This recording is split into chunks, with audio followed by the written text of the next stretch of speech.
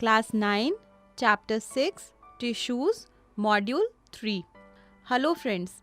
In the previous module, we discussed about the three types of simple permanent tissues.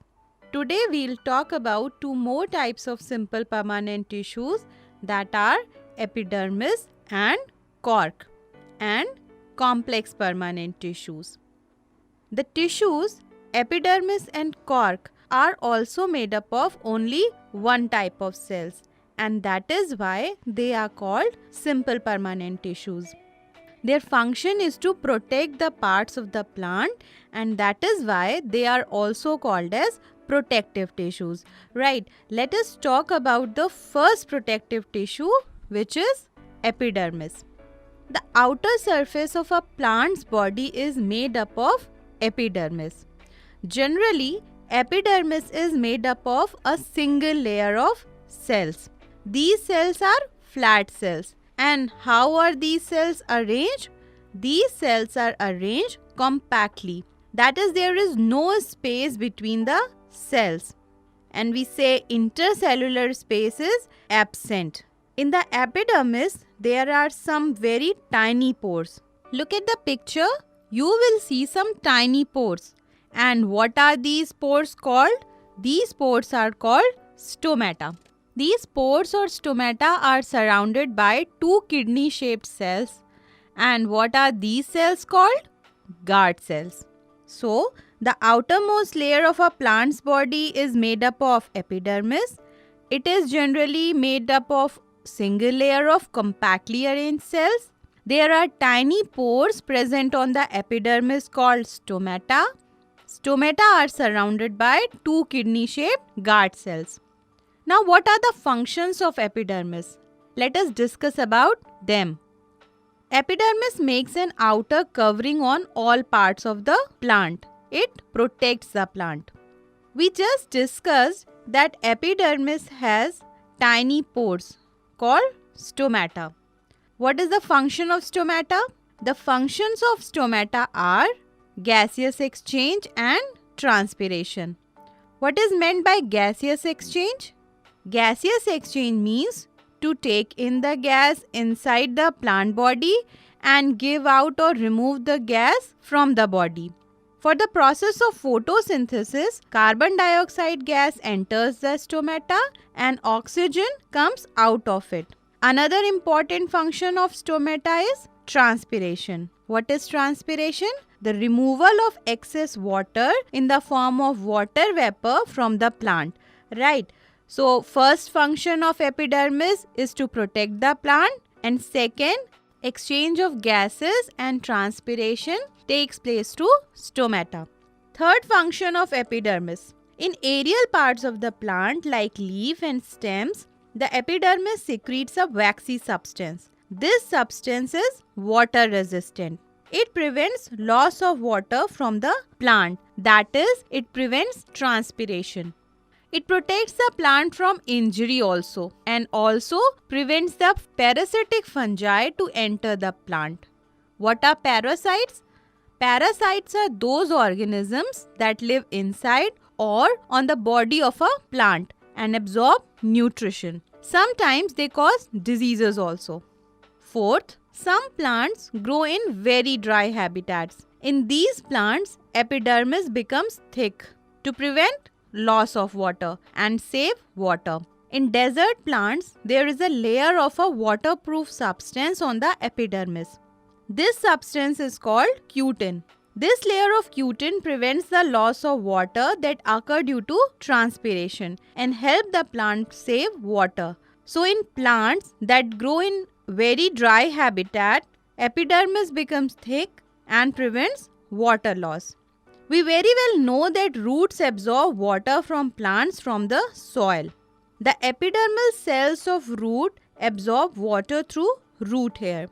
You can see these root hair in the picture. The root hair are the extension of epidermis. These root hair increase the total surface area of the plant.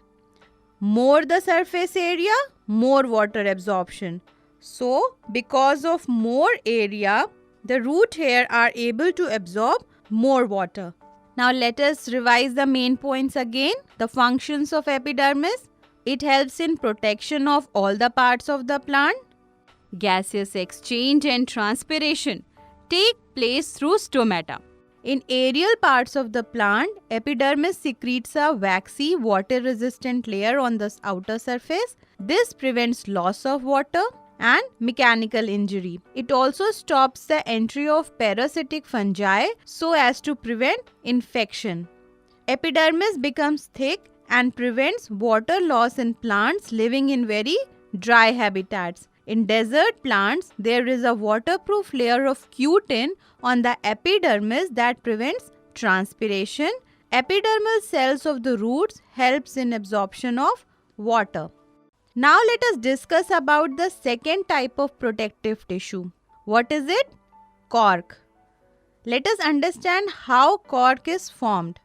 As a plant grows, it becomes old, there occur changes in the epidermis.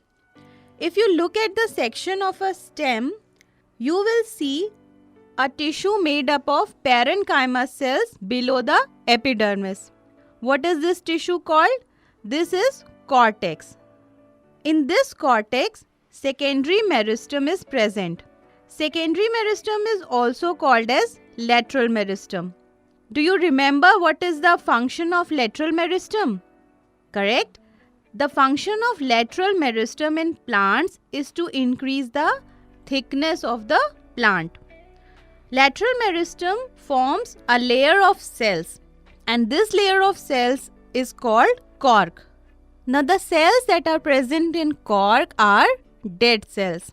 And how are these cells arranged? These cells are compactly arranged. That is, they are present very near to each other. There is no space between the cells. We say that intercellular space is absent. In the cork cells, there is a substance called suberin. What is this substance called? Suberin. Now this suberin prevents the entry of water and gases.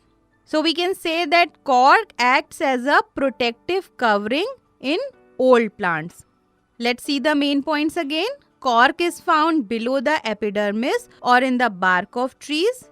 Features of cork cells. Cork cells are dead cells. They are compactly arranged with no intercellular spaces. Suberin is present in the cell wall.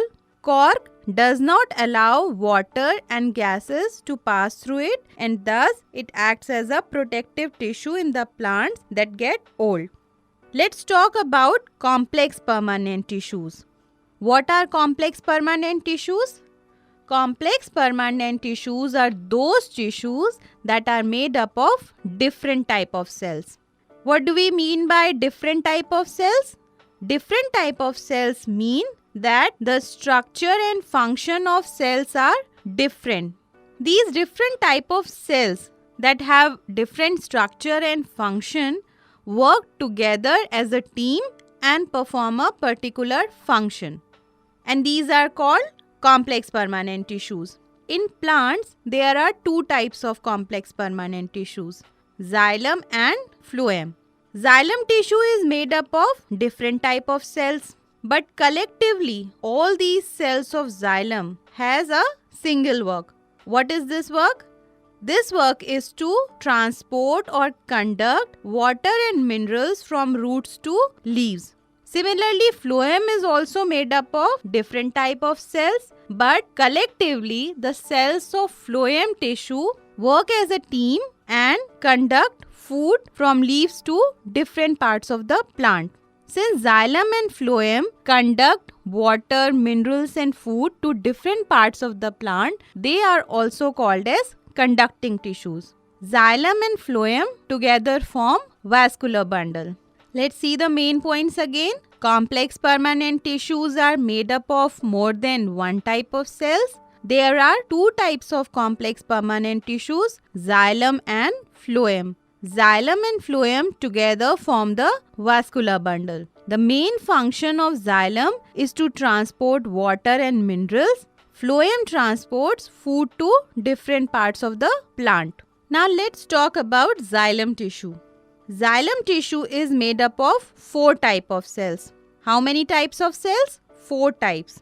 All these 4 types of cells have different structure, but all these 4 cells work together to perform the function of conduction of water.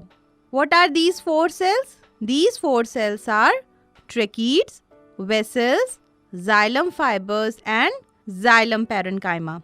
Shall we repeat again? Okay. Tracheids, vessels, xylem fibers and xylem parenchyma. Tracheids and vessels are long and thin cells. They look like tubes. The cell wall is thick. When these cells get mature, they get dead. Tracheids and vessels arrange one over the other and they form long tubes. These tubes are present in the whole body of the plant. And these tracheids and vessels conduct water and minerals from roots to leaves. The xylem parenchyma cells are living cells. And what is their function? They store food. Xylem fibers are dead cells and they give support to the xylem tissue. Let's see the main points again. Xylem is made up of 4 types of cells and these cells are xylem vessels, tracheids, xylem parenchyma and xylem fibers. Tracheids and vessels are thick-walled tubular cells. They conduct water and minerals. Xylem parenchyma stores food. Xylem fibers give support to the xylem tissue. Except xylem parenchyma, all the mature cells of xylem tissue are dead cells. Another type of complex permanent tissue is phloem. What are the cells that make phloem tissue? Phloem tissue is made up of sieve cells, sieve tubes, companion cells, phloem fibers and phloem parenchyma. Phloem tissue is made up of sieve cells, sieve tubes, companion cells, phloem fibers and phloem parenchyma. Right. The sieve cells present in phloem arrange one over the other and form tube-like structures that are called sieve tubes. The cell wall has pores. The sieve tubes conduct food from leaves to the different parts of the plant. Look at the diagram. You will see a cell beside the sieve tube. And what is this cell called? This cell is called companion cell. Companion cells control the conduction of food in sieve tubes. Another type of cell in phloem tissue is phloem parenchyma. It stores food. The phloem fibers gives mechanical strength to the plant. In phloem tissue, only phloem fibers are dead cells and except phloem fibers, all the cells are living cells. That is, sieve cells, sieve tubes, companion cells and phloem parenchyma are living cells. Let's revise the main points again. Phloem tissue is made up of sieve cells, sieve tubes, companion cells, phloem fibers and phloem parenchyma. Sieve tubes are tube-like cells. Their wall has many pores. Except phloem fibers, all cells are living cells. Phloem transport food from leaves to different parts of the plant. We have discussed complex permanent tissues also. Now can you tell me on the basis of structure, what is the difference between simple permanent tissues and complex permanent tissues? Absolutely correct. Simple permanent tissues are made up of only one type of cells and complex permanent tissues are made up of different type of cells. We have thoroughly discussed about plant tissues. Let us quickly revise the different type of plant tissues with the help of a flow chart. Plant tissues are of 2 types, meristematic tissues, permanent tissues. Meristematic tissues are of 3 types, apical meristem, lateral meristem, intercalary meristem. Permanent tissues are of 2 types, simple permanent tissues, complex permanent tissues. Simple permanent tissues is of 3 types, parenchyma, collenchyma, sclerenchyma. Complex permanent tissues are of 2 types, xylem